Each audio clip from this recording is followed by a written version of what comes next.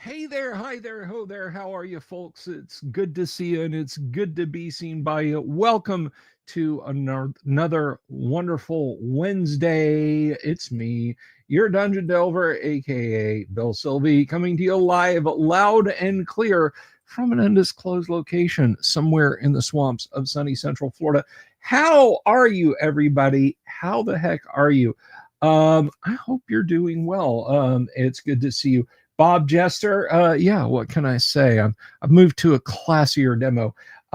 Recon, St. Cuthbert of the Cudgel, Gary Bovey, Damien X247, Odd Scimitar Gaming, and all of you guys out there watching over. Let me ask you a favor. If you're watching over on Twitter, if you're watching over here on YouTube, but you haven't said anything, pop in, chime in, and say hello on our live stream because we have got a good show for you guys tonight. No, I would dare say we've got a great show for you tonight. I'm excited about it. I hope you are.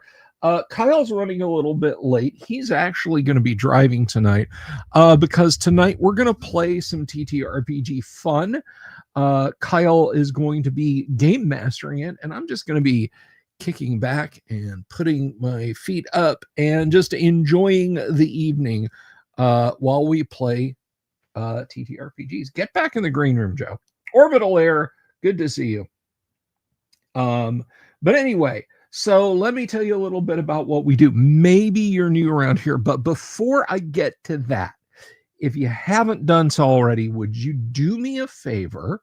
Just a quick favor, doesn't take too long to do. Click the subscribe button and click the bell icon for notifications. That would be super helpful. I really, really would like to hit 10K subs by the end of the year. I don't know if it's going to happen, but gosh, wouldn't it be cool if it did? Because when I hit 10K subs, when I hit 10,000 subs on this channel, guess what? We are going to celebrate that by having an in real life convention right down here in my home state. We're going to have that convention, a tabletop gaming convention, and it's going to be lots of fun. So that's the 10,000 sub promise, folks. You want a TTRPG con to come to, don't you? Well, click the subscribe button and tell your friends to click the subscribe button. But anyway, I do want to point something out. And this is perhaps you haven't been paying attention. Maybe you're just stopping by for the first time and you're just noticing this for the first time. It's right here. Do you see this right here? Your eyes are not deceiving you. This is a wood grain original D&D set. It's not an original wood grain original D&D set, but it is a replica thereof. And like a nutritious and delicious box of cereal, I'm a Kix man myself. This bad boy contains a hidden prize inside. Yes, absolutely. Because not only does this contain the rule books, the original D&D rule books, the original D&D rule books, mind, where we have Balrogs and Ents and Hobbits, not Baelors and Treants and Halflings.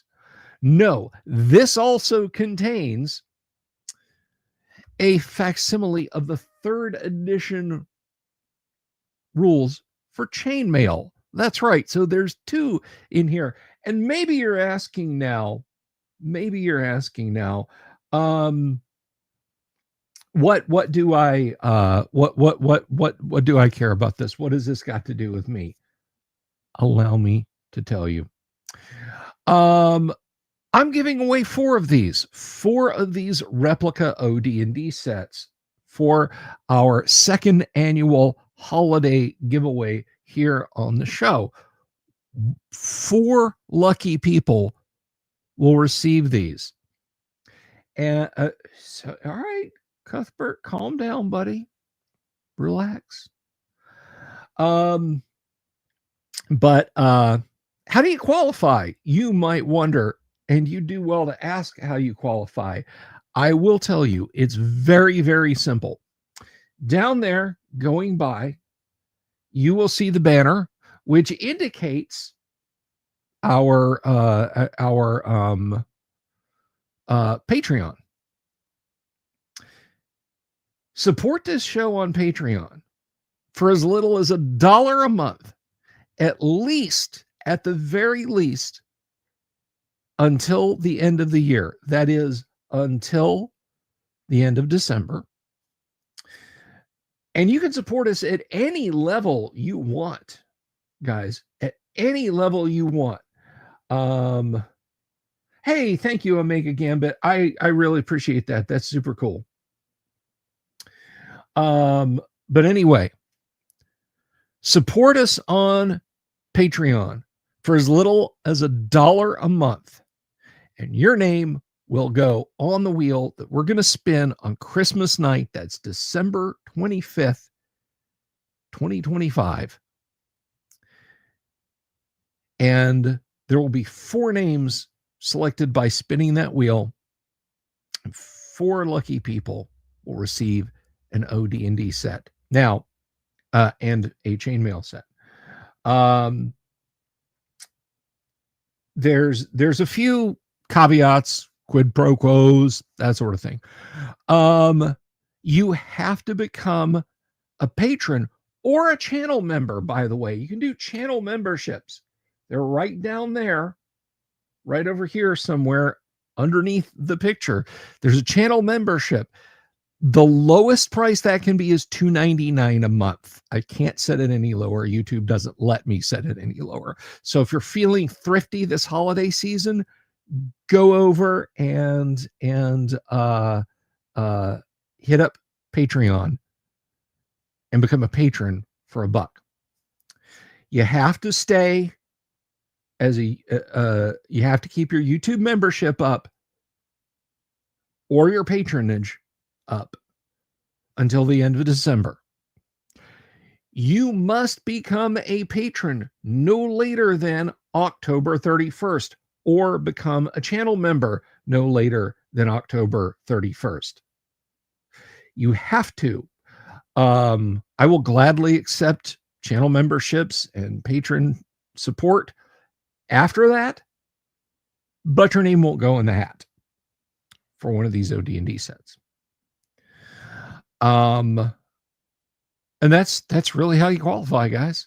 It's that simple. It's that easy. Doc Flamingo, good to see you. So, please, if you want one of these sets, guys, jump in.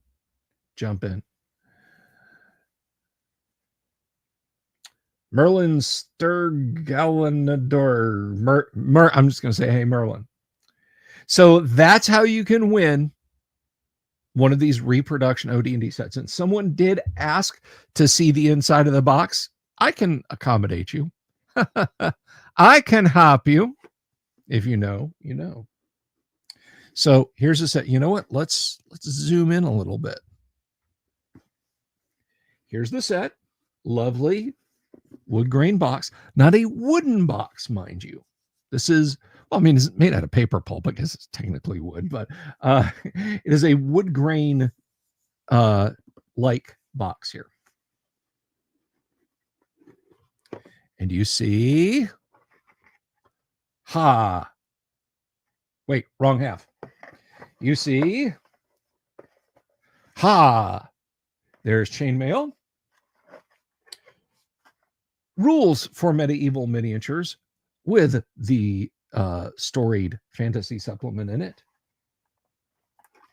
And all 3 OD&D booklets. Look at this.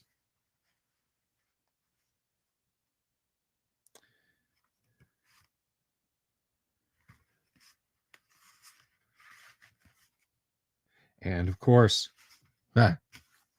so there you go, guys. And you get the reference sheets also.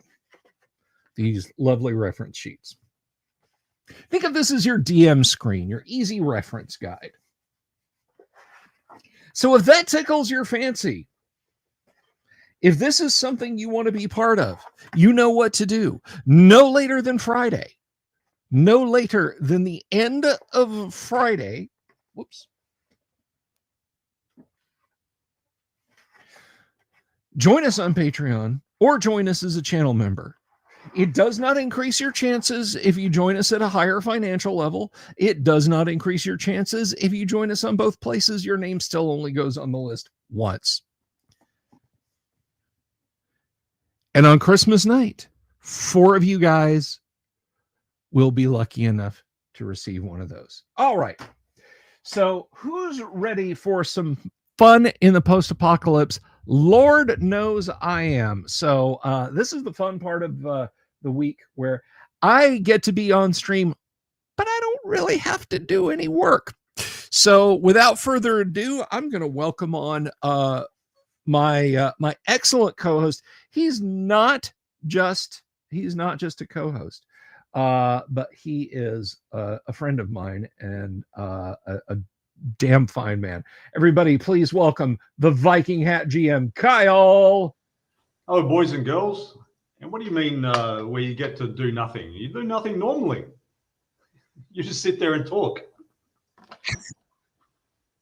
Yes, this isn't work at all, Kyle. You caught me out. Well, I mean, it's not hard work. I mean, it's like here. I sit exactly here when I'm coaching people here. It is technically work, but I'm sitting down, and most of them have been coming for like more than 3 years. They know how to squat. I sit there and I just heckle them basically. It's pretty easy work. Yes, but Kyle, all you do is wait. Get it? You wait. Oh, yeah, okay. Yeah. Yeah, I'll wait for them to show up. I'll have one of them wander in 5 minutes early and they go, "Oh, is so-and-so coming today?" And I go, "Look, I don't know, mate. I don't look at the booking system. I just come in here and I open the doors at 4 o'clock and hope that I won't be all lonely." So, it's... Well, there you go. There you go. All right. So we have a couple other people that want to game with us tonight. As much as I would like to just shoot the shit with you, Kyle, about who does the least amount of work in their hobby/job. So I think we should probably go ahead and bring them on. Hey, my work, my hobby. Excellent. I've got to, but I won't take anything else off. I'm gonna get the. I think I'm gonna get the hoodie. I found out this week actually I can request a sample from spring, so I'm thinking I'm gonna get a hoodie. But anyway, without further ado, I'm sorry. A Dungeon Delver hoodie. A Dungeon Delver hoodie, because we have that available for merch. You guys saw Kyle repping the brand there. Absolutely. Lovely shirt. I wear this while I'm deadlifting, because it says deadlift, doesn't it? No, hang on. Deadlift graffiti artist writing. It's hard to read. All right. So let's go ahead and bring on our first condensant. Everybody say hello to a recent addition to our sheaf of players. Everybody say hi to Joe Kaufman. Hi to Joe Kaufman. Hello, my friend. Good to see you. That shirt is awesome. I will be getting one soon. Woohoo! I would like to. I'd like to get one of the stream. Oh, we lost Joe's audio. He went mute on us. Yeah, we lost your audio, Joe. I think he was saying to everyone that he recommended everyone buy tons of merch. The show. I think that's what he was saying, Kyle. Like Connect's and somebody else suggestion. I need a shirt. Ben Bars lift gates. I think I've only got a 1% chance. So I think yours is in the high teens at least, Kyle. Anyway, no, I don't think so. I've played with those bars a lot and I haven't bent any of them yet. The only one who's bent any of the bars is Aaron. And that's because he was over in the rack one day and he was a bit out of it that day. He he does his squats, and I look over and I go, that's rather a lot of plates on the bar, more than usual. And, he gets under the bar and he struggles and he does a heavy 2 reps. He was meant to do 5 reps, does the heavy 2, and then he racks the bar and he turns around and says to me, I don't know if I can do 110 today. It feels really heavy. And I said, I'm pretty sure you can do 110 because you've just done 140. And his previous PR was 130. And he's like, so he's just done a personal best weight, but for twice instead of just for once. And I said, strip the bar, relax. You've done enough. You've done enough. And he sort of looks at the bar confused and that, and he starts unloading it. And I turn around and deal with someone else. I foolishly left him on his own. He's obviously not in it today, but I foolishly left him on his own. And I turned around, and as I turned around, he was taking the last plate off one side of the bar, and he'd left all the plates on the other side. Oh, no. So the whole thing upends and drops and goes clank onto the safeties and goes boom. Oh. And the barbell on his side goes whoosh, up past his head. If he'd been 1 inch that way, he would have taken his damn head off. Oh, my God. So that bent the bar. But he was safe. That's what matters, because it's you can buy another barbell, but people are harder to repair. It requires surgery and screaming or something. I don't know. It's not nice. So people just sometimes do a critical failure on their bend bars, lift gates check. Well, someone here who is absolutely not a critical failure, whether we have bend bars, lift gates checks or no, everybody. Please welcome back to the show, Kennick as Erica. Hello. Hello, everyone.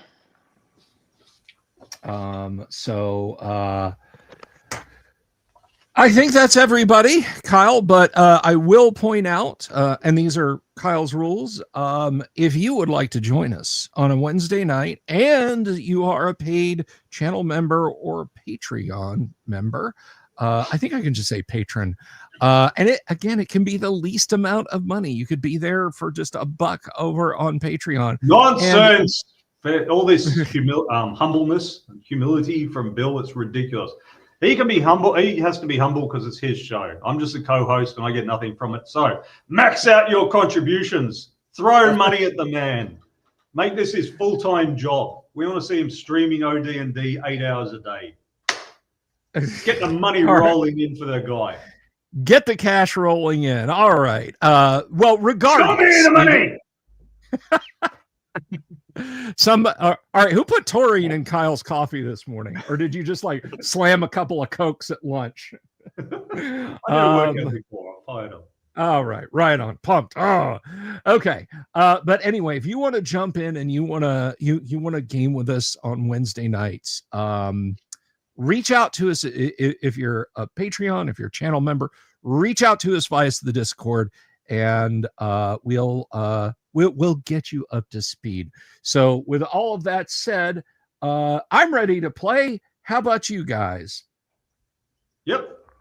Sounds good to me. Erica, tell us about the campaign so far. Give us your biased view of what's been happening.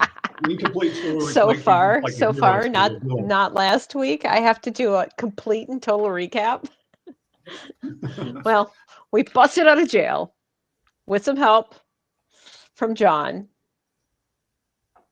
We encountered some zombie kind of things.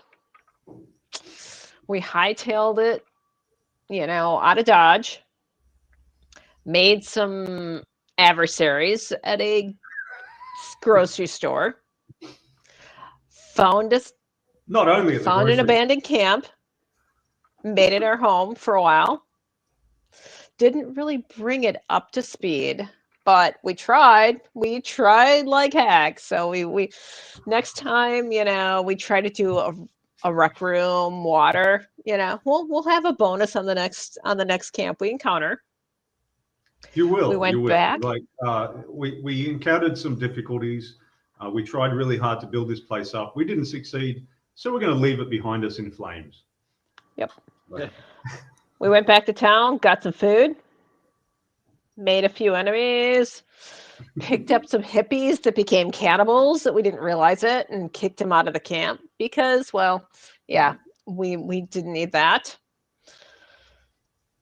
Made some kind of frenemies in the forest, and we've decided we are just moving on, doing new shores. Yeah, we're not staying at the campground cabins anymore. We have it has worn out its welcome on us, so we're riding on into the sunset. Behind ashes and bodies.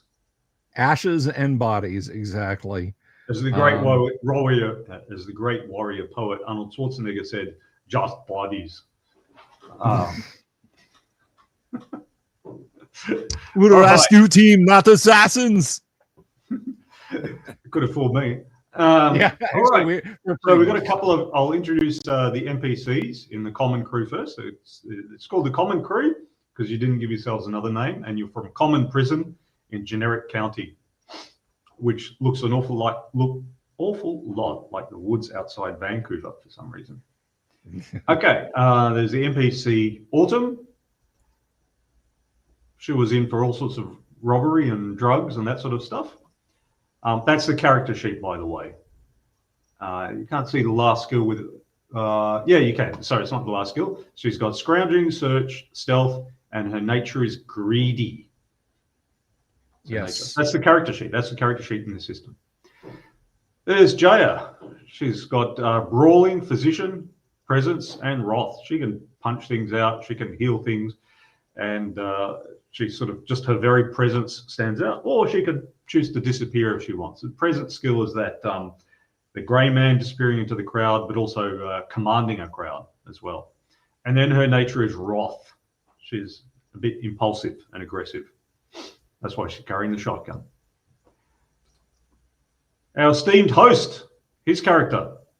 Tell us about your character, Bill. John Matrix is an ex-military guy who wound up on the wrong side of a collapsing justice system just as the apocalypse kicked off. Woke up one day to find himself in a nearly abandoned jail. Exfiltrated that place, ran into Erica, Autumn, and what's her name? Jaya. And from that point forward, he's just been trying to keep it together. He has rolled up like a bit of sellotape under a theater seat. He has unfortunately collected a lot of stuff he may or may not have wanted stuck to him, but here we are nonetheless. John is skilled with firearms. He is a technician. Foraging and observation are another couple of his skills, and his nature is to be charitable, which has bit him in the ass so hard I thought that Charity was the name of a zombie.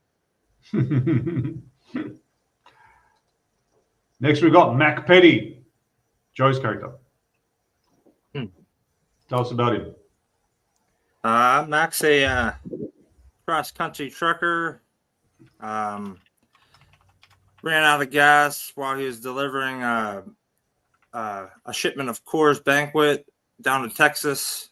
He ran out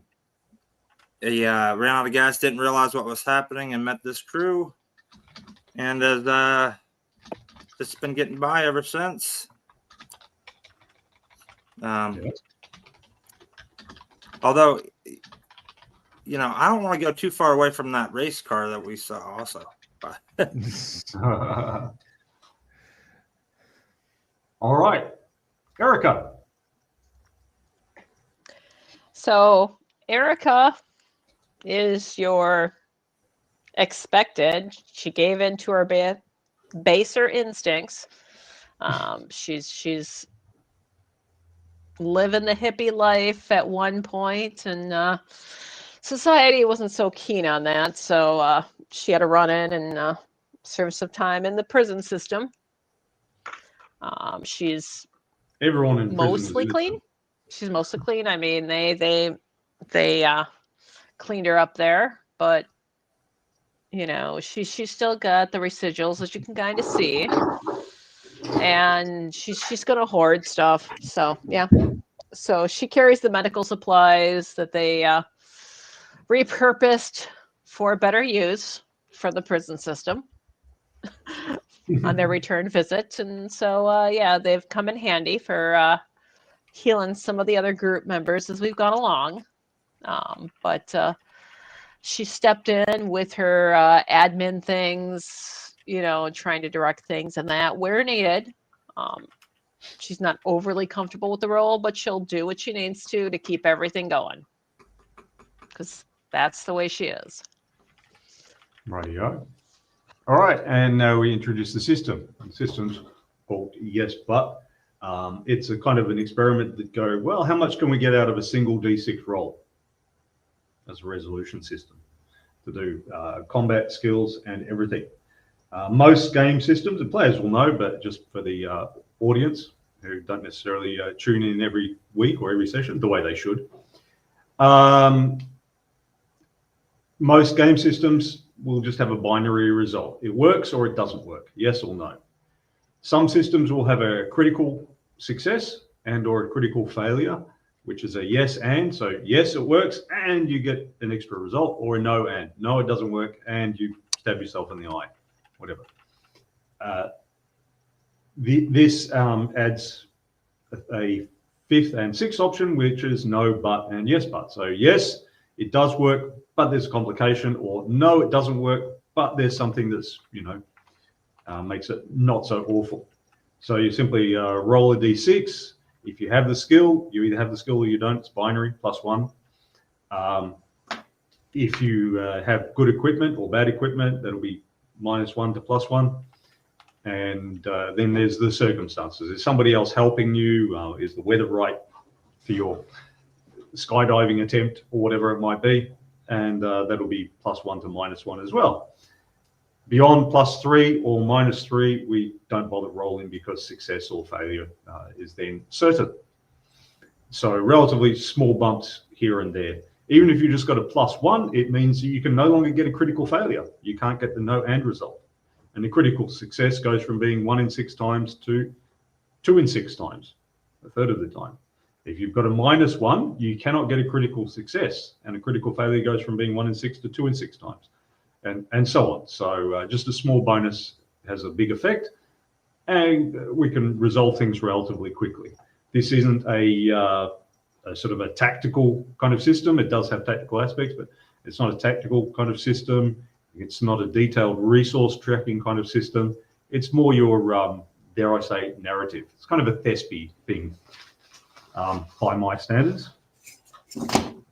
And the guys can tell you how badly or well it's worked as time goes on, and then you can see for yourself as we watch through the game. All right, so you guys have left Sunny Lakes.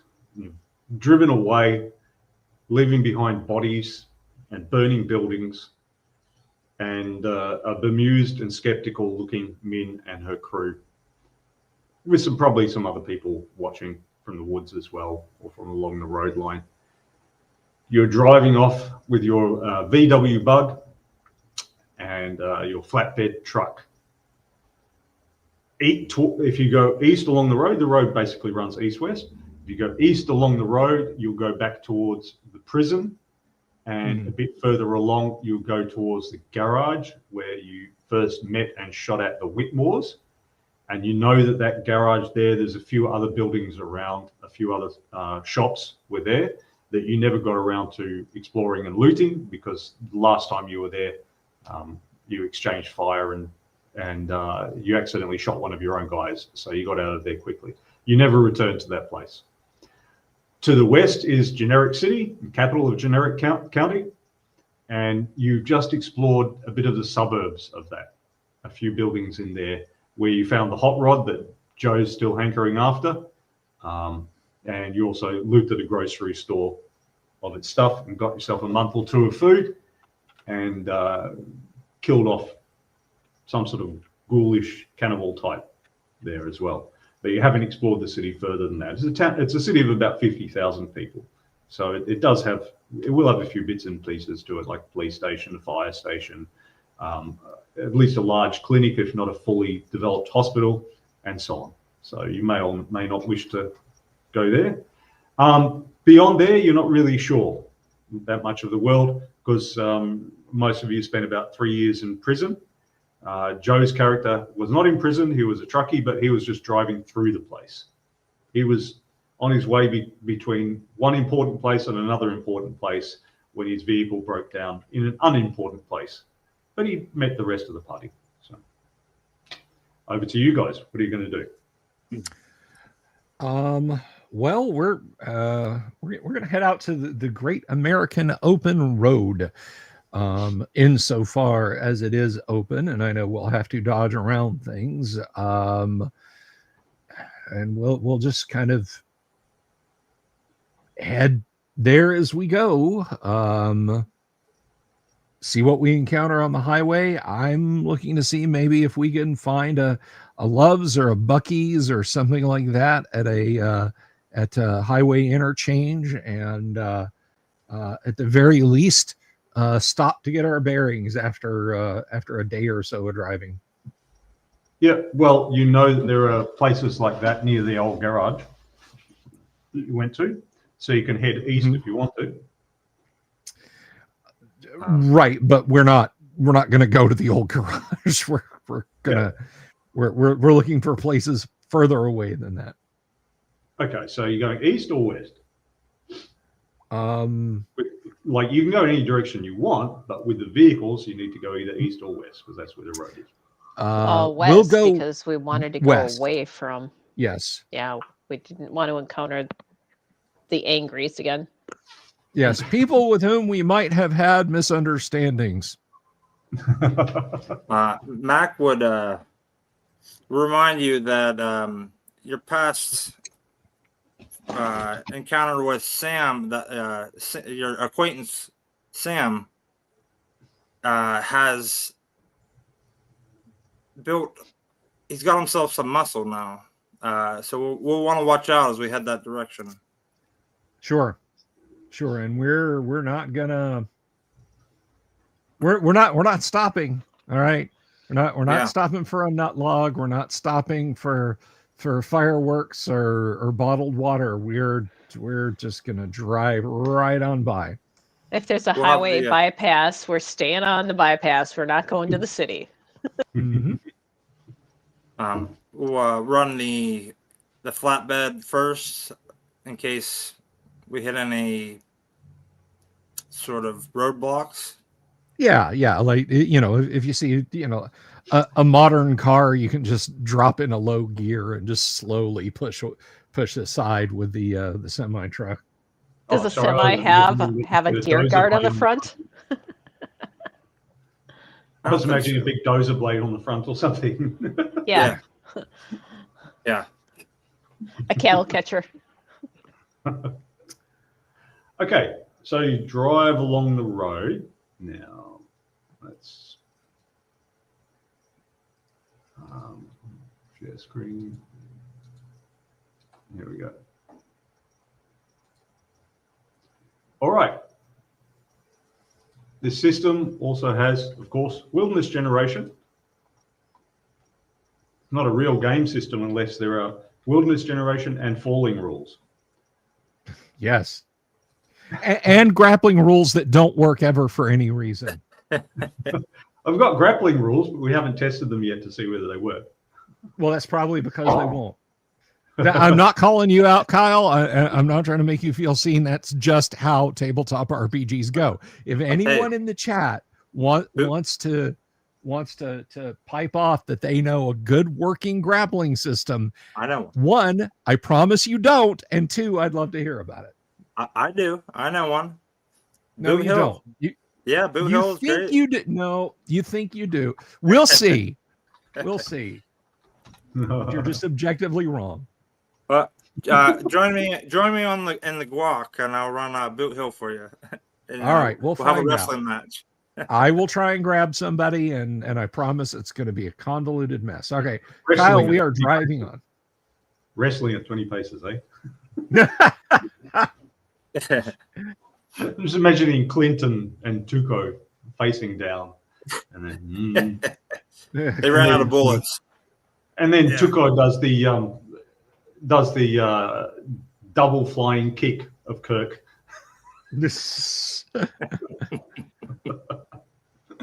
Clint goes flying against the ropes. All right. So number one, okay, so we know that the ground is elevated. So this is how we did procedural generation. We use that chart, yes, and yes, but, blah, blah, blah. Is the ground elevated? We know it already is because they've been through here before. Is it wooded or overgrown? We've been through that before. Water feature nearby? Yes, the lake that you poisoned with the leaked diesel. Is there a road, ruin, or settlement? Yes, there is. It's burning behind you. Okay, but what does change every day is the weather. So roll a d6 to see if it's hot or is it hot today, Bill? Alrighty. A 3. A 3. It's cool, but not cold. Is there precipitation, Joe? A 1. A 1. No, there is not. It's dry as a bone today. All right. Is there an environmental encounter, Erica? A 5. Yes, there is. All right. Bill, roll for what the environmental encounter is. A 4. A 4. There's a decaying structure. So driving along, you see, you hadn't noticed the building before. Oh, no, you actually did encounter this before. I remember now. There's an old farmhouse there. An old ruined farmhouse. You previously saw a pack of wolves around there and decided not to stop. Is there a living encounter? Joe? A 4. A 4, yes, but, and Erica? Roll for the nature of the living encounter. Okay, 1 second. Got to get the dice. That was one of the rejected titles for Romero's first zombie movie, The Nature of the Living Encounter. It just didn't have the same pop. And that's a 4? A 4. Ah, some strangers. All right. Bill, roll for what kind of strangers they are. The kind of strangers we're going to wave at as we drive on, unless it's the survivors of the cannibal hippies, then I'm going to stop and shoot till they die. Let's just run them over. 5. 5. Oh, raiders. Now, Joe, roll for their attitude towards you, their reaction. A 6. A 6. They're not attacking. They're just by. They're having a barbecue. They wave at you as you go past. And let's honk some horns and wave back as we keep going. We're not stopping. We're not stopping. I will look at Erica and say, roll down the window, throw out one of the 6 packs of beer. You throw it out. Okay. Does it rupture when you throw it out onto the road? Make a roll, Bill. I don't know. Should he be rolling? 4. He's driving. I'm the one throwing it. Yeah, she's throwing it. Okay, so you roll then, Erica. A 2. A 2. It does not. It just goes thump into some mud. And they run over and grab it and they wave at you as you go past. You know they were raiders because they were dressed in random bits of body armor, like Kevlar armor and straps of leather and bits of metal chunked onto random places and stuff. They're raiders. I just cheerily say as we drive on, I really, really should have had my broker invest heavily in leather and car tires. Oh, well. I feel like we're in a holiday parade. Just run by and throw cans of beer out. Brandon asked about how long it's been since the apocalyptic event. It's both about 4 months and 10 years because it was a series of apocalyptic events. So there was a pandemic, there was a foreign war, there was a civil war, there was an economic collapse, and then finally the lights went out, whether it was from the sun or from a nuclear EMP. None of you guys know, but lights out was the last thing. So it's my belief that aside from totally sci-fi things like overnight zombie apocalypses or asteroid hits or whatever, you don't get the collapse of a country from any single cause, but a whole series of hits. It's a country is like an old man; it doesn't die of just one thing. It's a whole bunch of problems that go boom, boom, boom, boom, boom until finally it falls over. It's just that most of the PCs missed the last 3 years of it because they were in prison. Wrong. Okay, so yeah, you wave at the friendly raiders as you drive off, and because they're friendly, nobody shoots at you, unfortunately. Oh well. Well, that's what the beer was for. That was, Exactly. It's like in D&D when you see a monster, just throw food and keep moving. Avoid unnecessary encounters. I had a PC once. It might have even been in one of your campaigns, Bill, and he made coin scones because the unintelligent monsters will stop for food and the intelligent ones will stop for money. So I just put a gold coin in the side of a scone, and I tossed those behind me as I ran away. Pardon me. You told me about it, but it was not in a game we ran. I think you were planning to do it, but unfortunately, we've gotten to play D&D so rarely that I don't know that you ever enacted it. But I remember you telling me about it, and as much as that's gaming the system, I actually think that's a darn good idea. I mean, Yeah, I'm thinking like something. Whether they bother stopping for one gold or one scone is another matter. But I mean, you're meant to roll for that anyway, aren't you? So yeah. Hello, Jorge. Good to see you. Alrighty. So you drive on.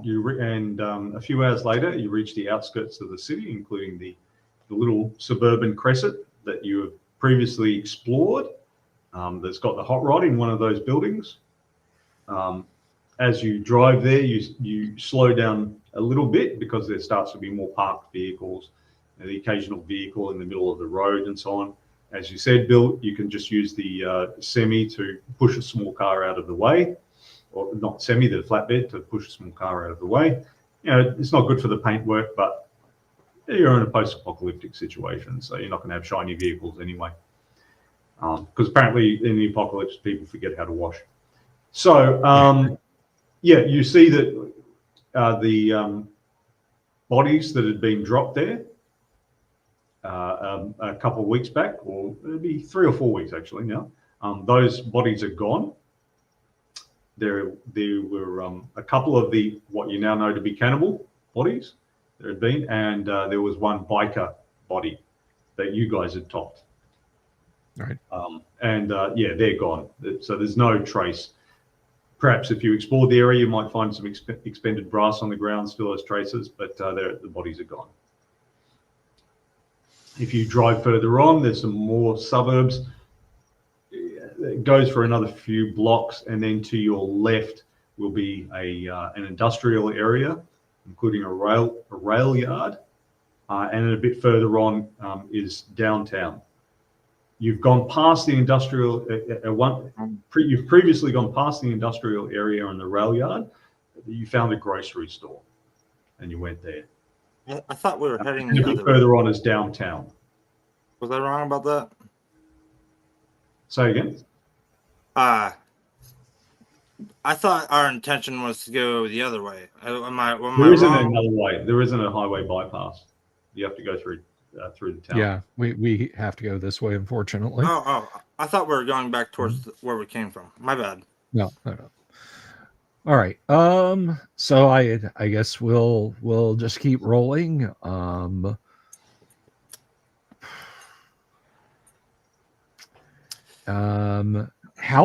Hey, everybody, I'll get on the local comms. Everybody, keep your eyes peeled for a shopping mall. I mean, we're in a suburban area, so, we're passing through a suburban area. There might be one between the suburbs and the downtown area. Yeah. This looks like one of those towns that's got a lot of heritage protection going on. There's a lot of older buildings along the housing development that you were in before really sticks out. I'm going to look Got for a lot of warehouses old too. brownstone in that. It looks like an episode of Longmire or something. Looks like they've made an effort to keep their old buildings in that. So there might not be a shopping mall, or if there is, it's just quite a small one with a few shops, and it sort of goes through to the car park 100 yards back. Mini malls not necessarily a bad thing, but we'll keep our eyes peeled. Yeah, and if there's any like warehouses, solid. Well, there are lots to the left because it's an industrial area. Oh. All right. Anybody want to stop and explore? Yeah, I mean, warehouses could be supplies of one sort or another. Maybe it's car parts, maybe it's food, maybe it's something else. Maybe we'll get lucky and find some weapons. Mm-hmm. All right. We'll stop at a warehouse, Kyle. Okay, so you reach the outskirts of the industrial area. You've got lots of cyclone wire fences here. You've got heaps of abandoned cars. There's a number of warehouses.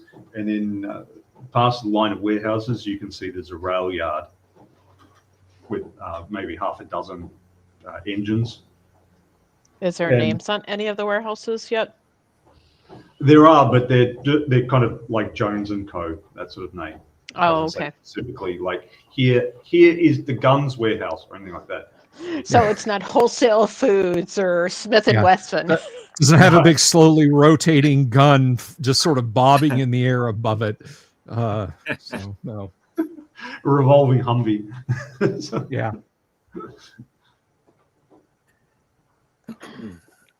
Should we take the first one and systematically see what we got here? Might as well. Hell, who knows? Maybe this is a Van de Kamp's distribution site. We're about to stumble on as many corn niblets as we can possibly load in our vehicles. Let's check it out. Alrighty. Okay. So you debus and you get in front of a warehouse called Jones and Co. And lots of older cars outside this, all abandoned, a few with smashed windows and stuff. You're not sure whether it's by weather or vandalism. Mm-hmm. And up ahead of you is a big sliding door, and there's a chain on the outside of the door. And inside, there's obviously offices on the right because you've got some glass windows. They've got that wire inside the windows that make them resistant to being smashed. But they're very dirty. So just at a casual glance, you can't see in. So it seems intact, that no one has scavenged this place already. Okay, cool. Correct. All right. I will secure our ever handy bolt cutters out of the V-dub, and I will cut that chain on the sliding door. Yep. Clunk opens up. So it's a big sliding door. It's obviously like so that trucks can go in and stuff. So yeah, you've cut the bolt. You can push the door open if you wish. Yeah, obviously. All right. It will take a couple of you to move it. Yeah. And let the light in. The light in, so nothing jumps out at us. Hopefully. All right. So you push it open.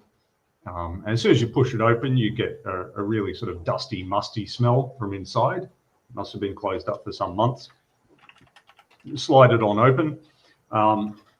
There's no lights on inside, but it's a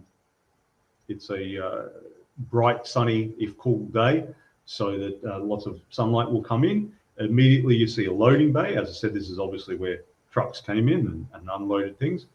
And inside, you see many shelves and crates, and then to your immediate right, some offices as well. Any idea what? Any idea go what ahead, this warehouse was used for? With a Well, you don't know. You have to get inside and have a look at the Okay. crates. You're standing in the Okay. doorway and peering in. Okay, yep. We have a couple of flashlights, don't we? Yes. Yeah. But there's we do. lots of light from outside though, because like Okay, I said, cool. it's the door that trucks go in. So Mhm. once that's wide open, then it's the same as opening up this garage here that I'm in. I just Let's see what we cheerily- found. I just cheerily say as I pick a shelf and start walking towards it. With all our luck, this is inflatable pool toys. So, you know. Hey, it might be, but maybe there'll be other things too. Could be a All right. Walmart. What are you looking for? What are you hoping to find? Obviously it's not fuel. Food, or we have the flatbed to put stuff on. Construction supplies, either of those. Mhm. Weapons also would be nice, but Yeah, guns and ammo wouldn't suck either.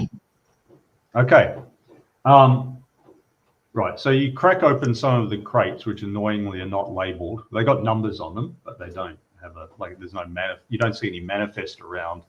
When you by the door, there's a clipboard with papers on it. It's very faded, and that seems to be like a staff list more than anything, like their timesheet. They just fill in manually. But you don't see a manifest or anything like that around, so you have to manually crank open the crates. You crack open a few with a crowbar or a claw hammer or something. You don't find any food. You don't find any medicines or anything like that. You do find, you don't find building equipment, except of course you can repurpose the crates and the shelves and stuff. But you do find weapons. nice. You do find weapons. You find they're military weapons. They're assault rifles from the Chekhov range. Crap. And they're RPGs as well. Oh, Someone was quietly storing a bunch of military stuff here. Now this was not what the business was for, but somebody seemed to have brought it here after the fact. When you move the crates, there's lots of dust under them. They've been here a while. Mm-hmm. all right. Let's mark this one a big thumbs up, and let's keep looking. If we Yes. can find a tank, we can upgrade maybe our vehicles a little bit. Who knows? Okay. This is Yeah. You open some other crates, and you find in parts like armor for a Humvee and a cupola as well. You know, the turret type thing where they Right. behind and that. You have to haul the parts out. They're pretty heavy and everything. But yeah, it looks like repair type parts for a Humvee as well. Okay. Christmas come early this year or late. I don't even know anymore. Let's get that mule and start palletizing this stuff and get it on the flatbed. Is there a crane for There's just a lifting manual, boxes? like a manual pulley crane, yeah. Yeah, But- yeah. Oh, like so a it's above the pallet loading jack. Okay. Right, And it's right. All right.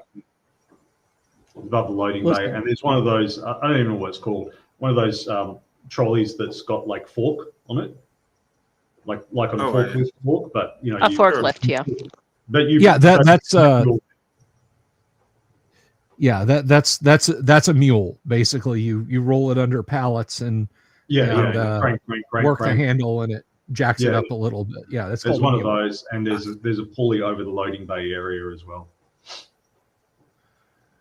All right. I don't think it's really gonna matter. I'm gonna dip into the offices real quick. Hey, maybe there's a soda machine. Who wants Coke?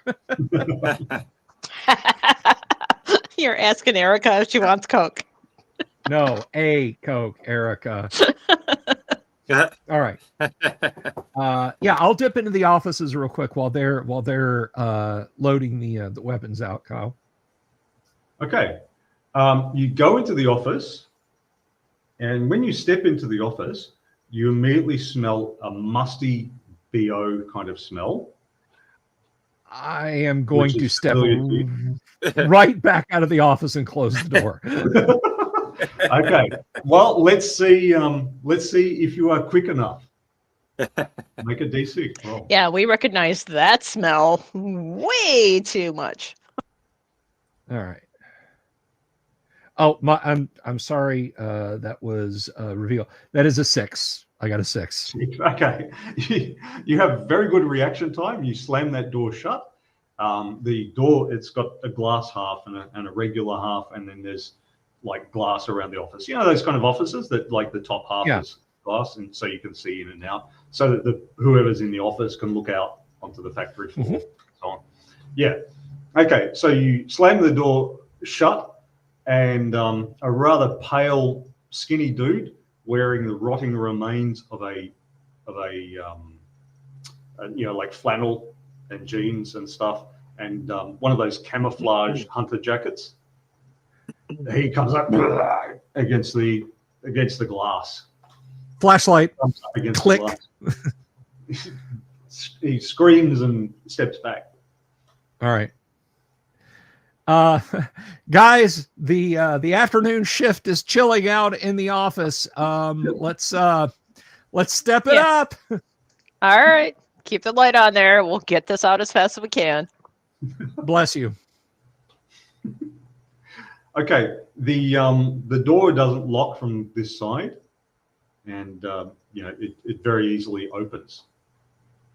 Okay. It opens up into the factory area. It doesn't open up into the office area. You want to pull So a big crate he's over? kind of ducking. He's ducking the light, and he's trying to bash open the door from the bottom half, so that the light doesn't get right in his eyes. I'm gonna yell for Jaya to get over there, and I'm gonna lift up another box with that mule and bring it over to help you guys. All right. Well, Jaya can put the shotgun against the bottom and just let loose through the door. All right, I mean, that'll discourage him from coming through. That's firing blind. It will punch a hole through the door, undoubtedly. It's just one of those doors that's just that thin sheet of wood, then the framing, then that thin sheet of wood. Wood that you might have as a board for your Warhammer or something like that. It's really thin. So she'll get a -1 for not being able to fire directly at him, but she's got plus. She doesn't have firearm skills, so she'll be firing at -1. Who wants to roll for it? I mean, I think Bill should, because he's up there. Yeah. Janek, you suggested, but I will roll. I will roll it. Let's see. So you're holding the door closed. Click, blammo. Oops. Again, did not. I mean, it's on Bill if he fails, so he can't yell at us. Yes. Let's do. Sorry. Here we go. Click, blammo. Okay, it's not a D8, Bill. You ding dong. I promise. I know how to do this, folks. I have played role-playing games before. I got a nothing. She has recurring problems with this shotgun, so no end result. It jams up. So she has to spend an action unjamming it. That's a good thing there's a door there. Yeah. I just look at her. I don't say. Or again, it doesn't manage to bash the door down. I don't say this angrily or sardonically as I draw my pistol and hand it to her. I'm getting you a nice new assault rifle for she says, I like the shotgun. I know. I understand. Here, I will try and shoot through the door in a similar fashion, Kyle. Okay. If I can hear this, I'm like, I think we have another shotgun here. You got an RPG-7. Boom! Boom!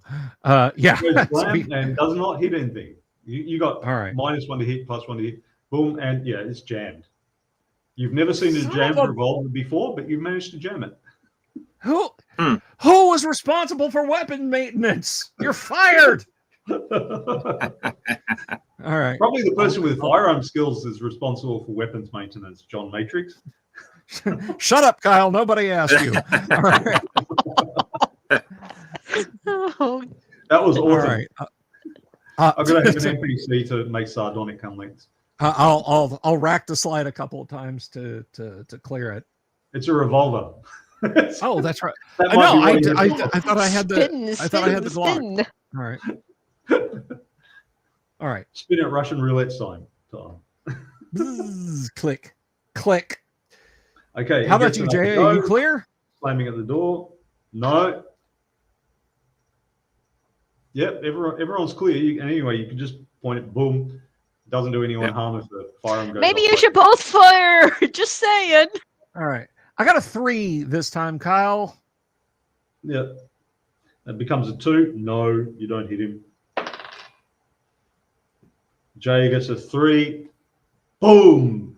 No, but he ducks, so he won't be slamming against the door in this round. Am I able to pick up a box with that mule and start bringing it over? Yeah, you can roll a box over. Yeah. That's I'm my helping him. intention. Come over with a crate full of assault rifles. Well, I was hoping to pick something up that I didn't want. Unless the whole thing is full of assault rifles, then. Yeah, it is. Oh, wow. It's a crate full of assault rifles. Okay, I'll bring a crate full of assault rifles over. Yeah. You will recognize, it's I don't know if they use it in mechanics actually. It's a substance called cosmoline. It's about the consistency of like Vaseline or something. And it's this thick grease that they pack firearms in if they're going to sit around for years. They I imagine they don't do it with the modern plastic fantastic ones, but these are old, good iron and wood ones. And they definitely do that with them. Like submerged? No, yeah, cosmoline it's really lathered in it. It's really lathered in it. Like just Okay. imagine a really paranoid person with sun cream. It's that kind of level of stuff there. Or A like ginger, you right, can- right. the face mask, the skin face mask, for replenishing your skin, not a face mask. you of skin. can Kind of like you can Vaseline. buy like World War II era new old stock weapons. Periodically, they come up on auction that are still packed in cosmoline. So yeah, that stuff is pretty much eternal. Yeah, I imagine they use similar things in the mechanics world, but I'm not mechanically apt myself, so I wouldn't know. Anyway, so they're all packed in cosmoline. They are not ready to use. They would need a few hours of cleaning and stuff. Is there any ammo? And do we ever see any ammo here? Yeah, there were boxes of ammo for the Chekhov's assault rifles. Okay. I mean, I assume we see they're struggling. So Yeah. Well, they're trying to hold the door closed against something smashing against it while at the same time trying to shoot through the door. I mean, can I join them? I've got an Uzi. You can join them, but you won't be able to get right up against the door. So you'll be trying to fire a burst with an Uzi through a door with two of your friends standing immediately in front of it. Okay, so I'll just kind of try to brace so they can help with the door then. All right. So we'll drop the crate in front of the door. Yeah, to block it. Yeah. Yes. Right. And then we'll take the pallet jack, the mule, and we'll keep loading ammo and guns and all sorts of fun stuff on our semi truck. Okay, so you're abandoning the door. You're just putting the crate there and then leaving. Yeah, we're just putting the crate there. I don't want a soda anymore. We've still got plenty in our supplies. I was getting greedy and I paid the price for it. He don't want a Fanta. I don't want a Fanta. Yeah. All right, the thing keeps thumping against the door. Thump, and the crate moves a little bit. All right. I'm gonna park that mule right in front of that crate, and maybe we should use the the crane to lift the boxes onto the truck? Well, you can pick them up 2 people at a time. Yeah, Oh, we'll move them by hand then. They're designed. The crates are the size that are designed to be moved around by grunts and that. The Humvee parts are really unwieldy because the parts of the vehicle and armor and everything. They're more designed to you open the crate and pull it out rather than move the crate around. But the weapons and the ammo are designed to be moved around by 1 or 2 people. Stomp against that door. Crate moves a little bit. All right. Once we've gotten a few thousand rounds and a good portion of the armor, I think we're done now. I think we're done with this warehouse. You hear a scraping noise, another thump, and then a scraping noise. Sake. And this pale figure wearing his flannel and rotten jeans come barreling out of the place, straight towards a random party member. Where we're standing by the well-lit opening. All right. I mean, we're kind of expecting it. I'm letting loose with the Uzi.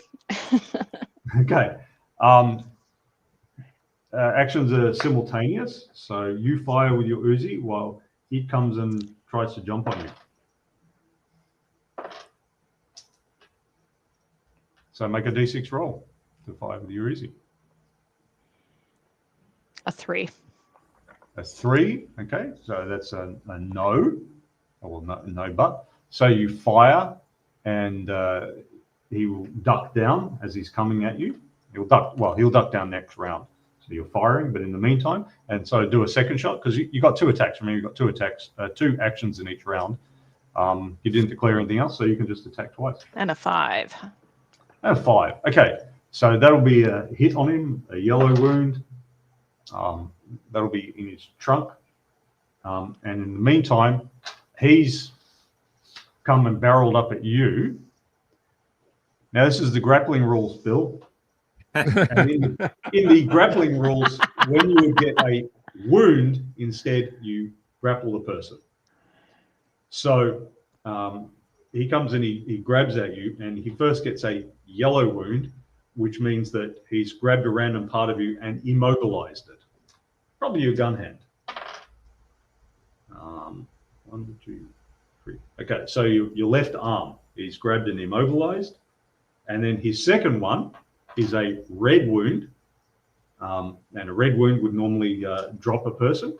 So instead, you drop to the ground.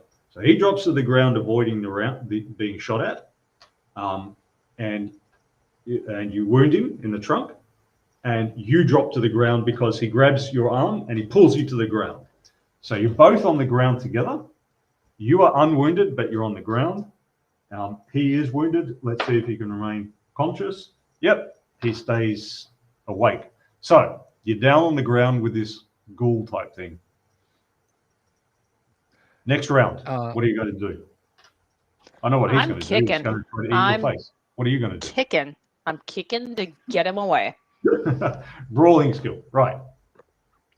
Because you are now brawling, you're at optimal range for brawling because you're right next to him, so you'll get a +1. But you get a -1 because you're on the ground. So it comes out to be the same thing. And him likewise. He doesn't have brawling skill, by the way. I think Jaya does, I think. But yeah, the ghouls don't have any skills. They just don't care if they live or die, which is a skill in itself. But all right, so this round, trying to eat face. That's a no. Can we try to help her? Your turn. So actions are simultaneous. He does bite at you. All right. What about you? And I'm kicking him in the face with a 6. A 6. Okay.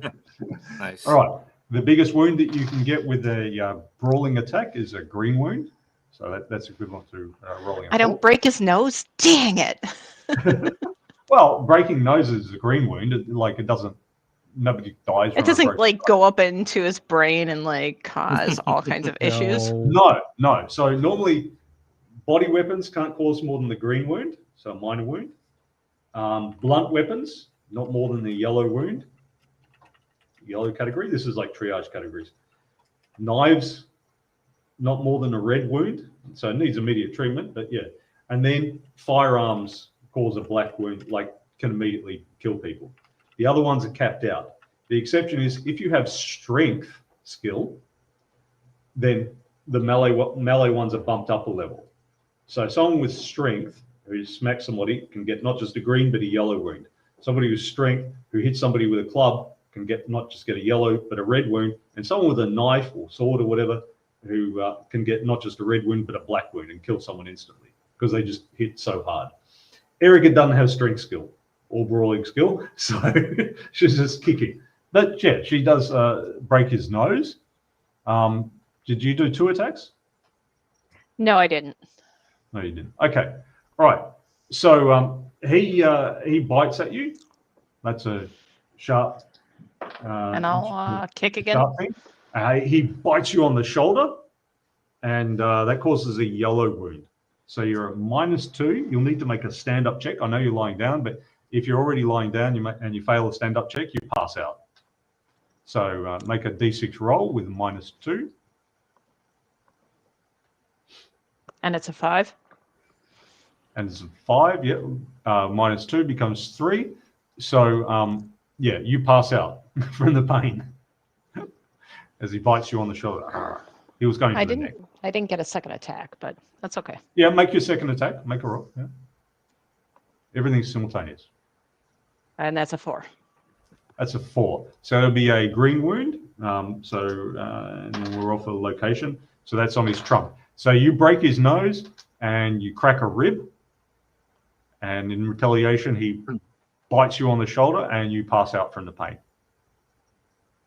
I like it as lone zombie versus horde of survivors. Are we able to act on that same round? No. Okay. You're too busy going, oh, shit. All right. Now Erica has passed out. You see her go, oh. And she's out just clutching at her shoulder, obviously not conscious. And the thing looks like it's going to climb on top of her and eat her face. So now the rest of you can probably do something about that. I will lunge at it to knock it off of her. You know what? I will try and kick it in the ribs to knock it off of her. Okay. I want to get some distance between it and her so we can then end its infected life with a fusillade of bullets. I'm picturing that moment in Aliens where they fling off the face hugger into the corner and everyone and Vasquez pumps like a whole magazine into it. Yeah. After they'd had this serious talk about how little ammo they had, and they just magged up on this thing. And that's not a complaint, by the way. That's not me saying, "Oh, they're so silly." No. All right. So yes, I am attempting to kick this thing. Anyone else having a go or doing anything else? If I can get in there without hitting my party members, I will.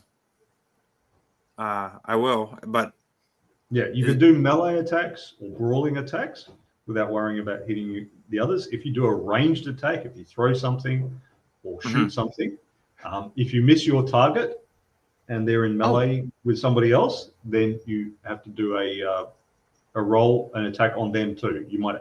It's like the hostage taker with the hostage. If you don't get the hostage taker, you might accidentally get the hostage. Same principle. No. You know what, Kyle? I'm just going to shine my flashlight in his face. I'm just overthinking this. Just click. Well, he's looking down at the moment, so. Oh, okay. Well, then, yeah, kick in the ribs. Hopefully not a kick in Erica's head. No, you don't. It's a kick in Erica's head. All right. Yeah, I'll be down. Make your attacks. You kick away. All right. Let's see. So here we go. A 5. 5. That's a good kick. All right. Oof. Hit location, that's on the trunk. Yeah, that's a brawling wound. Yeah, so you do a green wound on his trunk and do a second attack. A 3. I think that's just a miss. That's a miss. Yeah, that's a miss. All right. So you wound him there. He has another go at Erica. He gets I rolled a 6, but it's fighting, so it's another yellow wound, and this time it's on her face. So he's torn out a chunk of her cheek. And you kick him, and he rolls off her. And he's flapping his arms around. He's not unconscious, but he's off her and on his back. Next round. Can I take my attack there? Oh yeah, you can do attacks too. My first roll was a 4. Yep. That's a and then green wound. Yep. So you kick him. Mm-hmm. Second. Yep. No, 2. A 2, and then you miss him the second time. Would Autumn and Jaya also act? Well, they can't get in. There's only so many people getting. Oh, okay. Sure. Jaya can fire her shotgun, but no. Yeah, we see how well that worked. Bill's character has experience. The first shot he fired took out Joe's character. Joe's previous character when he fired into a melee. Now that it's lying on its back, now it's going to get a face full of flashlight. Click. Right. Okay, so you're firing the flashlight at it. What's everyone else doing? Booting It's now on the ground, but it's not currently in melee. I'm screaming, kill it! Am I able to fire safely? I don't know. Are you able to fire safely? You have to roll the dice and see. Yeah. Could Jaya drag Erica out? She could. We don't know if she will, but she could. She will. I got the backpack of drugs. So. Yeah, I'm gonna go to more melee. I'm gonna kick him while he's down. Yep. All right. Bill, the flashlight. You in this case, you're sort of trying to target in the middle of a combat kind of thing. Sure. So just make a roll. Less yapping, more zapping. A 4. A 4. Okay, so you get him in the face, but he turns away, but he's not completely cowering. So it puts him off. He'll have an additional malice to any attacks that he wishes to do this round. Okay, Joe. A 5. A 5. Yep, that's a good kick. And a 6. Whoa, that's a very good kick. Okay. Yeah. So he takes another 2 wounds as you kick him in the guts twice hard, and he's going. But he remains conscious, to my surprise. Kicking him hard. Okay. Can Jaya drag will not do anything. She's Erica unconscious. out? Yeah. Jaya Can Jaya drag him out? Jaya is wrathful. That means that she is impulsive. So she comes in with a shotgun. Oh no. Boom! She misses. So now she gets to roll an attack on either Joe or Erica to see if she hits them by accident. No. And so it will be on Erica, but she hit her by accident. Boom! No, the round goes right next to on the concrete right next to her. So there's little ricochets of bits of shotgun shell, the pellets flying around, but nobody gets hurt. Second shot. Boom! She misses again. Oh boy. This time it goes towards Joe, and she misses again. It's sitting on the floor. Must be because the thing is writhing around. So she's going boom, boom. Next round. I Can yell Autumn at drag Erica. Erica out? Yeah, I yell at Autumn, get her out of there, and point at Erica while drawing my gun and holding my flashlight on this thing. Autumn responds in a positive manner, and she grabs hold of Erica and starts dragging her back, but it's slow. Autumn's not strong. Erica's not big, but Autumn's not strong. So. Max, shoot that son of a bitch! Yeah, he's getting the hell out of the way first. He just had a bullet fly by his face. Well, no, it's by your feet, and it was shotgun pellets. But anyway. Yeah, I'm gonna get out of the way. That's my action for this round, and if I can't pull my gun, remember you get 2 actions, so you can move from being close, being at short range or melee range rather. Yep. So you go from being close to being at melee range. You can take a step back, and you can attack if you want to use fire. Okay, I can draw and shoot as well. Yeah. So you can take a step back, and then you can shoot. That's what I'll do then. And then, John, what are you doing? You still kicking away? Oh, no, you got your flashlight. Yeah, well, I've got my flashlight in one hand and my revolver in the other. Pat, pat. Okay. Which are you going to use? It's a song. Revolver. Okay. All right. Blaze away. Go, Bill. All right, a 6 and a 4. Boom! The first shot wounds him again, again in the trunk. He sort of splays back. He's obviously passed out from the first shot. The second shot is a 6, and yeah, that's a killing shot. That'll be in his head. Boom! Puts a round in his head. But all actions are simultaneous. He has a flail at whoever's nearby. That'll be you, Bill. All right. Here's a flail. He gets you. He bites your leg. You've had this experience before, being bitten on the leg by one. He bites your leg. You take a green wound to your right leg. Choke on it, you bastard! He has another bite. This time it's a yellow wound on your right leg. It's bitten a big chunk out of your flesh. All right. 4 legs. All right. And Jaya blazes away again. Boom, boom. The first shot, she doesn't get a second shot. The first shot jams. Jams once more. Okay, but yeah, and then he's biting on your leg, and you obviously use that to aim. So you put a round in his head, and there are ghoul brains all over your shoe. And he's down, gone. He's not bothering you anymore. All right. Time for first aid. Yeah, exactly. Okay. Erica has a yellow wound, but is unconscious.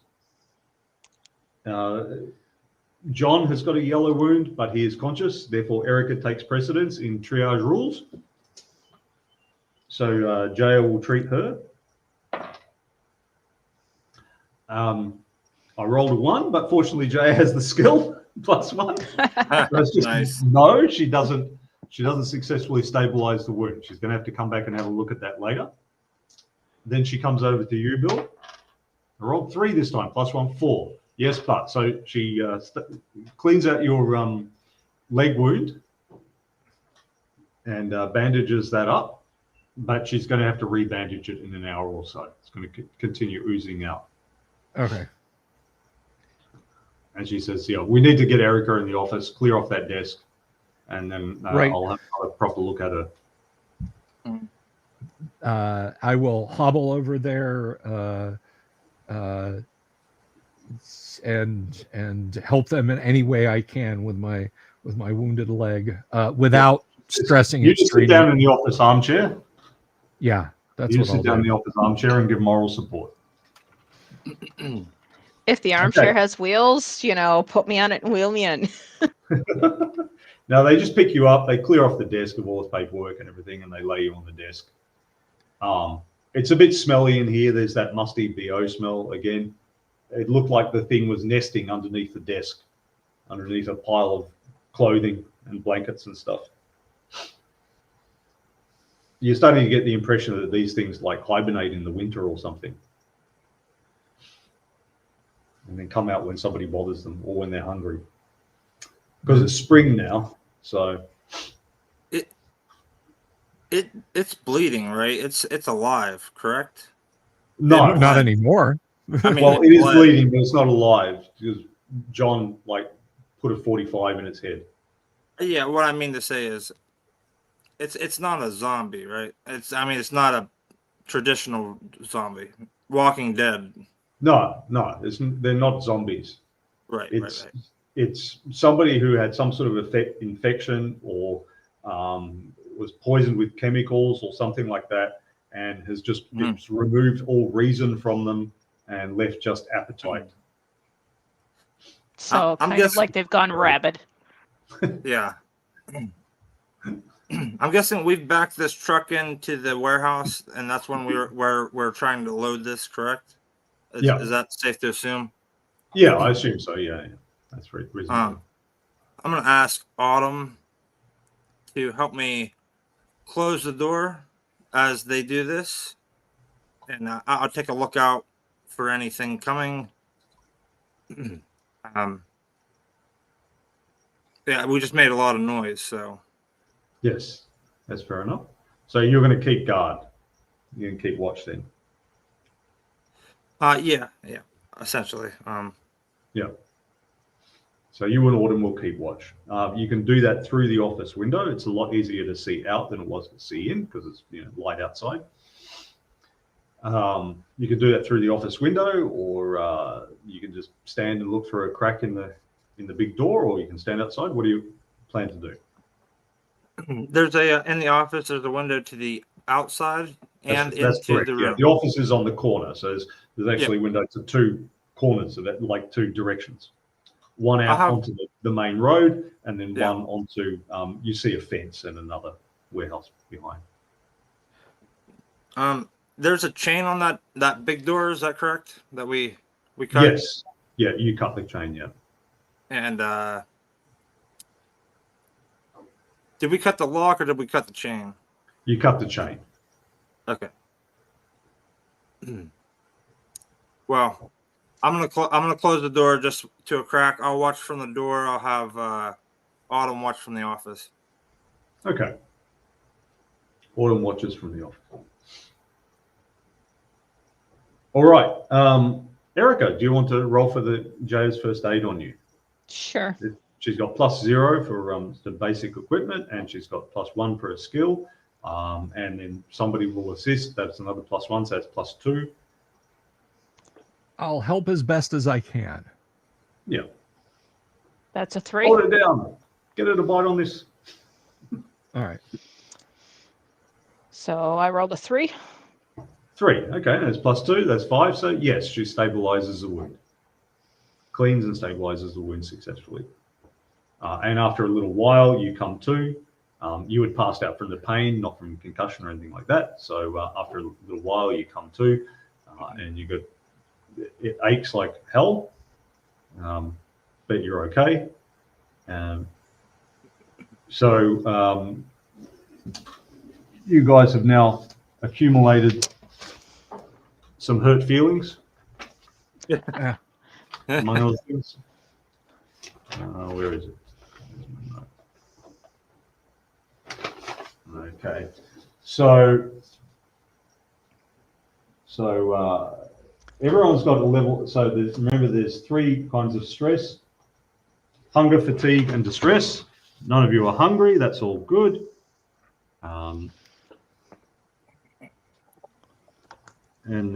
So we've got John, Erica, and Mac. All right. So none of you are hungry, but you've all got a level of fatigue from having participated in a combat. Yeah. It's as tiring as going without a night without sleep or marching all day, whatever. John will not have distress because he has a combat skill. Erica participated in the combat but does not have a combat skill, so she gets 1 distress.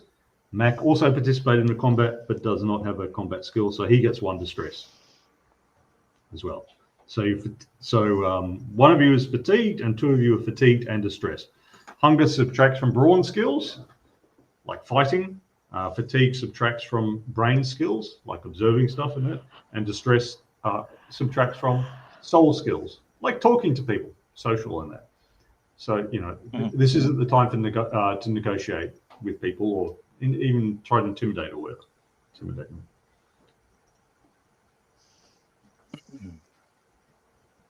Autumn and Jaya will be similar as well. Jaya's got both a combat skill and a medical skill, so she doesn't have any distress, but they does have fatigue. Autumn was present, even though she didn't participate. She still has a level of distress from seeing this thing trying to eat Erica's face. So Erica, got a big bandage on your face now, with that bit of bitten out cheek. All right. Hopefully I have antibiotics in the backpack there. Yes, you do. It's a basic. You've got basic first aid. Okay, here. cool. You did get a good supply from the grocery store as well.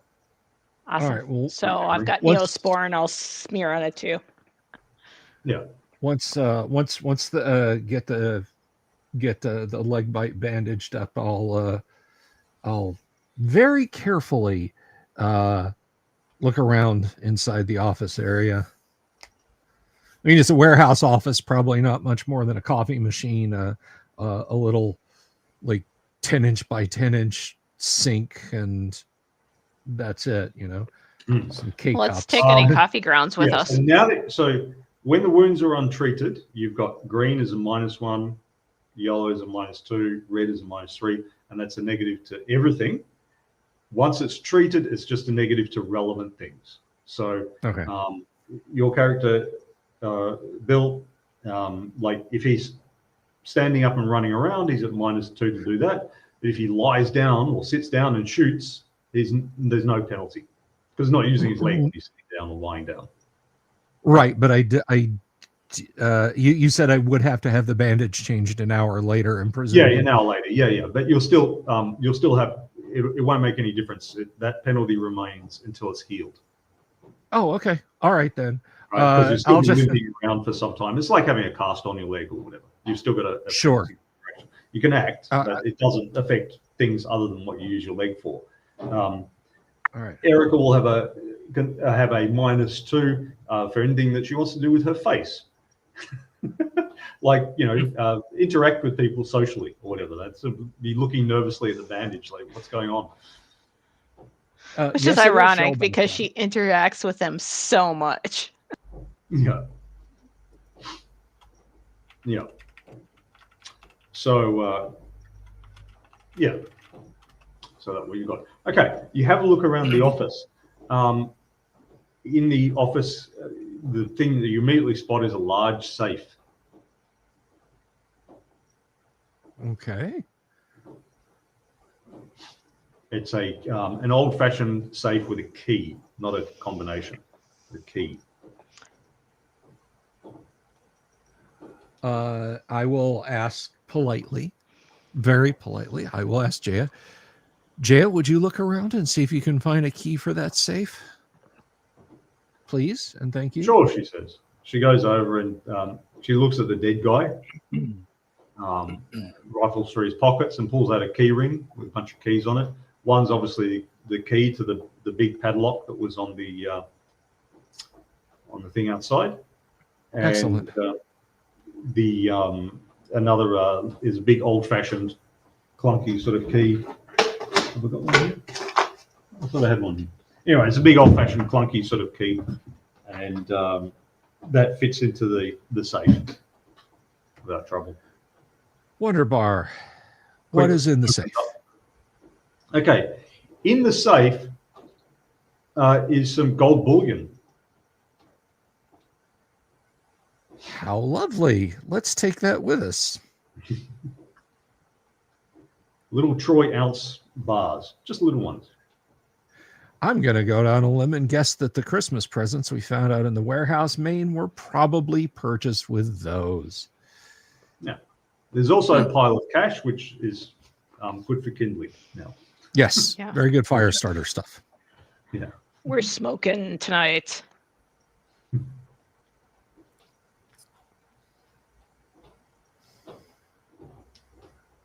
Well, what's the plan here, guys?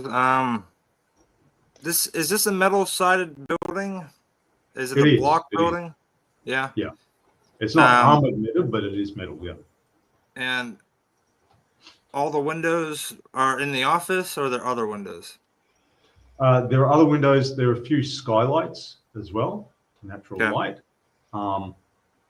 There's a back door to it that you haven't gone through to check out behind. And there's also what must be a break. There's another, it looks like office, but it must be a break room. And then there's like restroom and stuff beyond that. Okay. I mean, let's take, if there's unused coffee grounds, like take those, go through the bathrooms, take any of those supplies, things that we can use. Soap, toilet paper, whatever. Yeah. Yeah. Okay, so you go to the break room and make a D6 roll, Erica. See if you get lucky in what you find.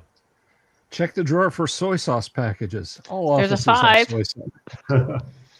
Yeah, you find lots of tin stuff. You're getting really prepper vibes from this place, like prepper or militia prepper or something like that. With these like unmarked crates with firearms in them, and this dude with a safe with gold bullion and stuff. Like, you come across Ron Swanson or Bill from Last of Us or something like that. Any sign of recent activity? No, this place has been closed up for months. Okay. So basically, I'm going to load everything I find onto the flatbed as well. Right. I mean, waste not, want not. Yeah. You're going around at minus 2. Like I said, it doesn't inhibit you from lifting things and that because you haven't been bitten on the legs or there's a bite on your trunk. So you can still lift things and that, but you can move around slowly and you're in pain. You do notice it. There's a restroom which has all the usual things that you find in there. There were a few lockers in there. The lockers just have items of clothing. It looks like the guys who worked here left their overalls here, their work boots, that sort of thing.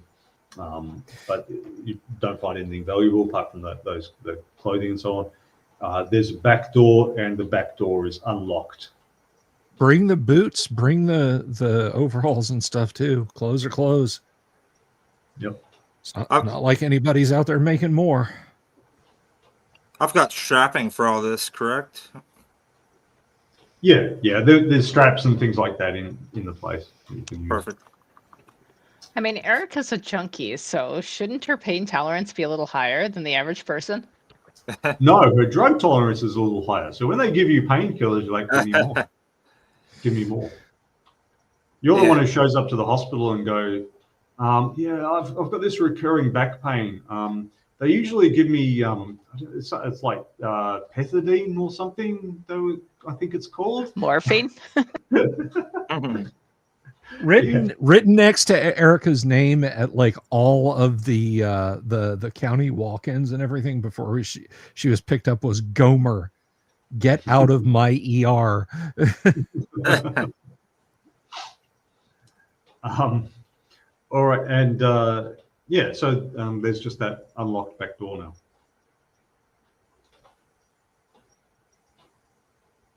now. Unlocked, you say? Yeah. Is it one of those ones that you get the bar that you push? Yeah, that's right. Okay. I'll take a listen at the door. See if I hear anything. If I don't, I'll open it up. It'll crack. You do not hear anything. Okay. I open it up a crack. Is it to the outside? Yep. So outside you see big rubbish bins, a couple of big dumpsters. You see that there's a bit of space out there, and there's some sort of covered vehicle. There's one of those tarps that, like, it's got just about a rubber band or something elastic around the bottom, and it's on top of some vehicle. Okay. Looks like a regular car or whatever. This is a fenced-in yard? Yeah, there's a fence back there, but there's enough space that if this vehicle is working, that you'd be able to drive it around the building and go back out and go out the front. Interesting. I wonder if this is that Humvee they've got parts for. It's too small for a Humvee, but okay.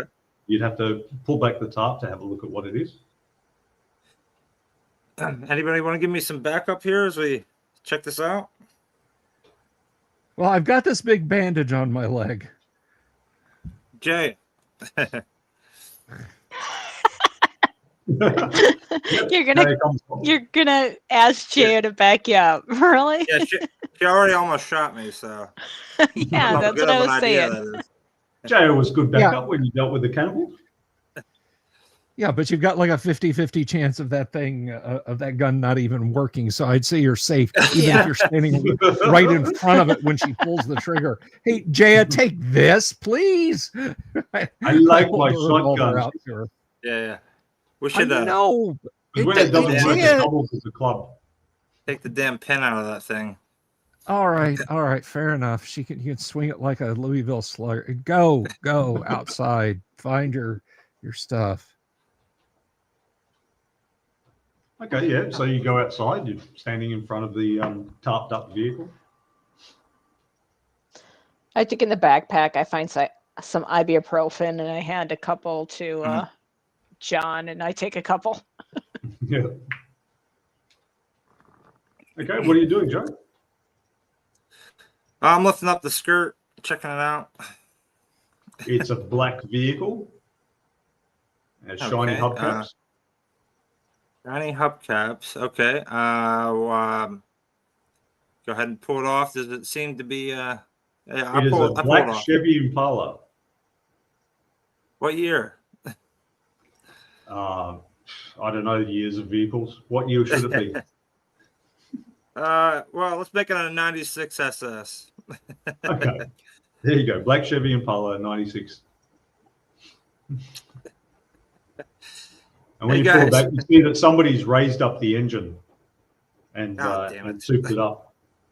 It's got one of those shiny. It's one of those shiny ones, been raised up. Got a blower. Yep. Well, damn. It's got a blower, and you see there's a nitrous system on it. I look in there to see if there's any keys. There Is are it the not. last of the V8s? Yeah. There are not any keys, but Jaya says, try this. And she hands you the keychain. Because it was the key that opened the safe. I'll flip through the keys, see if any of them fit. Yep, one of them fits. All right, turn it on, see if the fuel pump engages, see if the power turns on. Yep.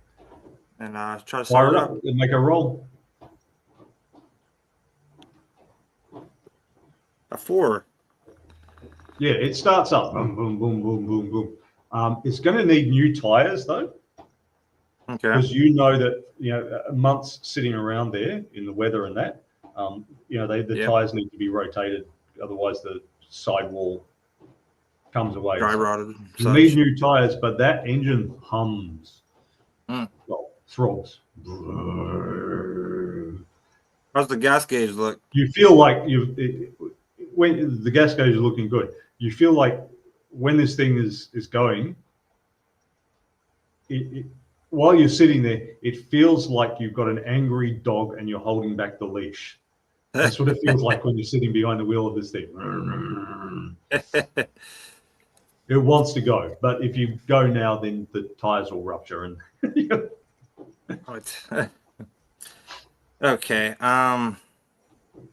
Any room on the flatbed for this thing? No, you've already got building materials there, a couple of months of food. What was the building materials we got? Crates of firearms. No, there Yeah. is no more room on the flatbed. Yeah, we got the contents of a small grocery store, enough prep survivor stuff to arm a small nation. Yeah, no, sorry. How do we feel about making this our base of operations? We don't want to stay in town. We want to move on. Well, Yeah. I mean, there's a lot of extra guns, correct? Like, oh yeah, there are a lot of guns. There are a lot of extra guns. I mean, the walls are metal. We can reinforce them. I'm not crazy about staying in town, but right. Well, how many? Well, there are plenty of other warehouses, and there's the railway yard and so on as well. JSS, Autumn would say that we might want to explore them a bit too. Sure. She says, I'm certainly not against staying in town. I don't know why everyone always wants to run off to the wilderness. Yeah. But there's no running water. There's no we running water, and the wind comes in and... cabin eaves at night. I don't know why people are so keen to do that, she says. I like my comforts myself. Well, does the office have like a bathroom and that works kind of ish, and the kitchenette maybe that we could? Yeah, well, yeah, it's got the kitchenette. The water will not be running. There'll be a little bit of gravity pressure to sort of dribble out. The gas won't be running either by now. But the bathrooms will work simply by pressure. By the weight, the pressure, or whatever. It won't be pleasant, but Kyle, things will be done. You said that it seemed like this is a prepper kind of warehouse. Yes. I look at my group sitting with my foot up on the desk there to so I don't start bleeding profusely. I kind of jokingly hold up one of the Cosmoline coated assault rifles and say, shiny new assault rifle to the first one of you kids that finds a crate with a generator in it.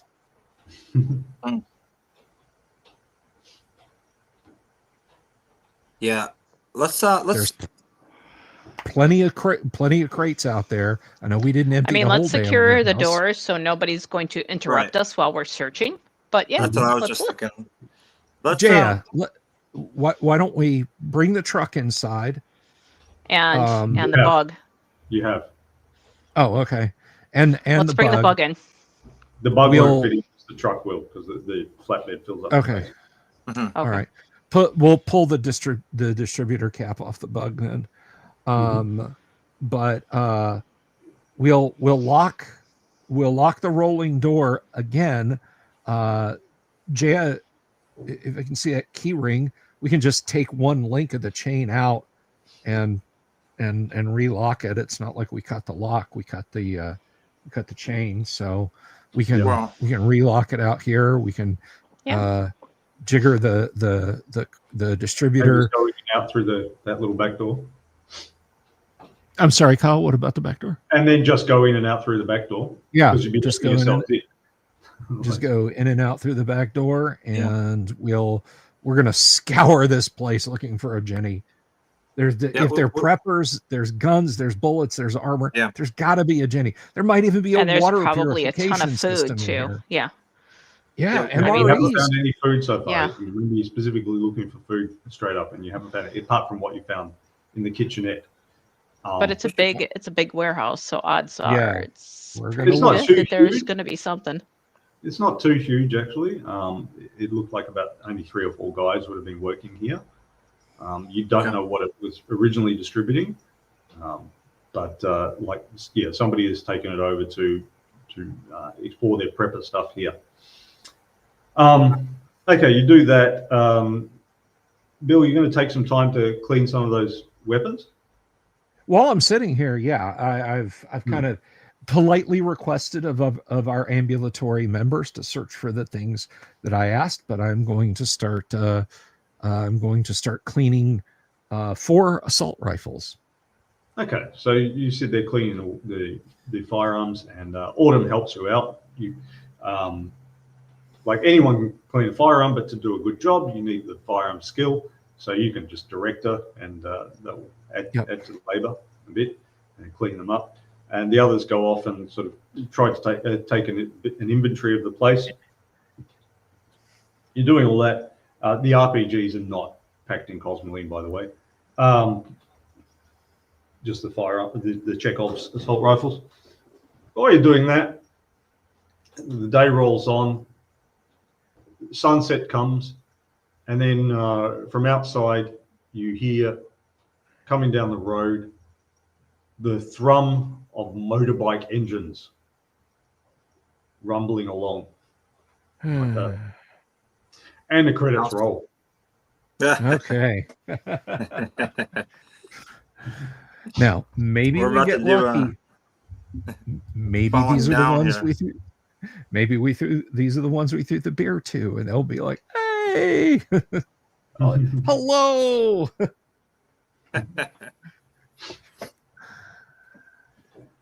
Good game, Kyle. Lots of fun.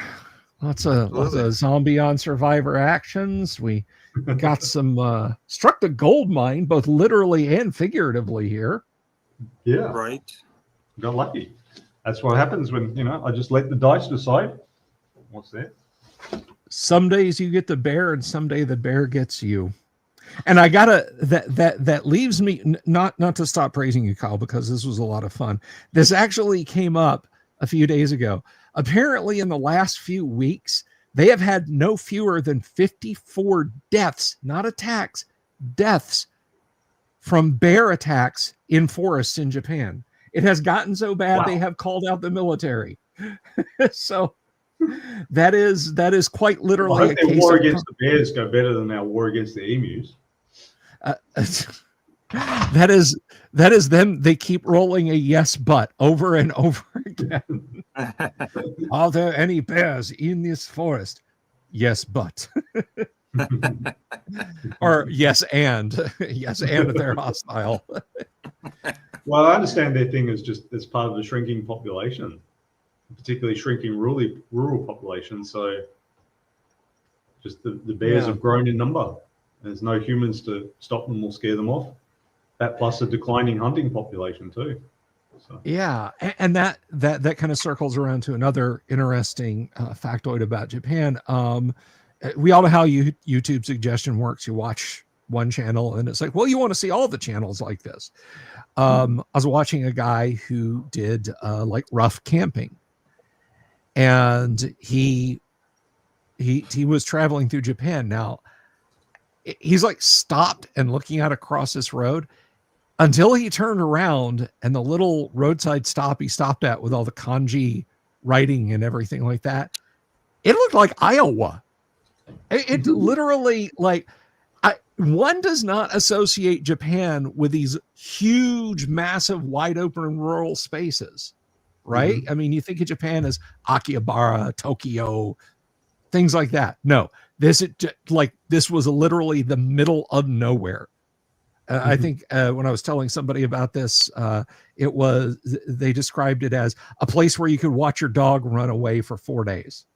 It just a big, huge, flat countryside. It was like southern Wisconsin, Canek, if you can believe it. Yeah, I know southern Wisconsin. I've been there. He was, yes, I know. But he was staying at a little place. They would rent you a sleeping cabin that was basically the size of a couple of piano cases. And it was 130 yen a night, which is like $1.80. So $1.80 a night, and you could go and sleep in one of these little cabins overnight. But I think that ties back into the whole thing. Fewer and fewer people out in the rural areas of Japan. The bears are like, all right, let's party. So fascinating stuff. But great game, Kyle. Great game. Thank you, Kanek, Joe. Thank you, guys. So really appreciate it. Anything in parting before we wrap up from our players or our lovely and talented guest game master? Players first. I mean, it was a great game. I'm having fun. Thank you, Kyle. Yeah. Yes, Despite the thing eating your face. Yes. Hey, it happens. It happens. And again, guys, I just want to extend this invite out to any of you who are already channel members or patrons. If you want to get in here and you want to play, you got to let us know. You can let us know through the Discord. I'll share that up real quick. Where is that? That is not the Discord. That is my video control software, which I don't think I'll share the URL for that. It wouldn't do you any good anyway. Let's see here. Just open this up. But yeah. I mean, we've got some hand puppet survivors here. We'd love to have people step into their boots. So come on in and hang out with us for a while. I will be back. Do what, Kyle? It doesn't take long to roll up a character.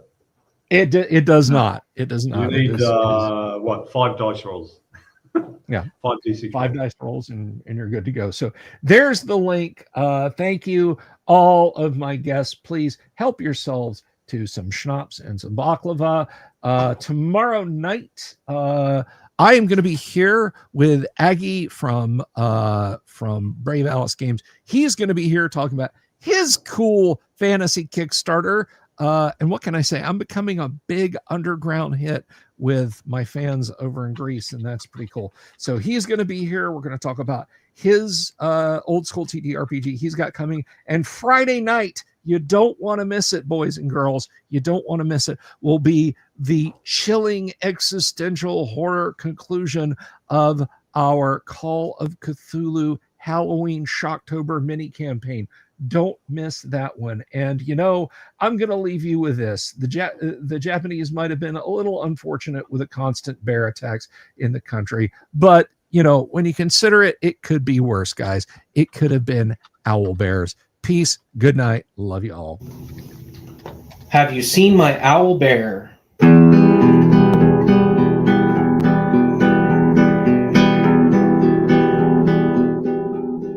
Here's to all the weirdos everywhere in the woods and in the air. Have you seen my owl bear? Should I shave off all my hair? Bobs are all around. Some live in tunnels underground. Some are fat, some are rich, some are sleeping in a ditch.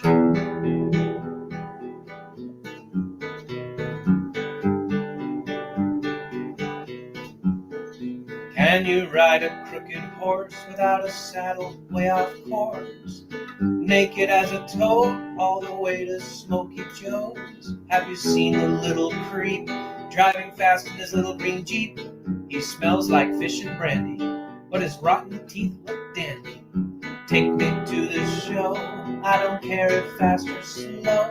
From action flicks to dancing dicks, just take me to the show.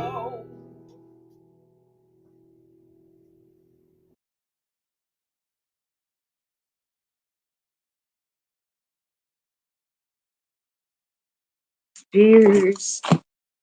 Get myself to sleep because I'm tired.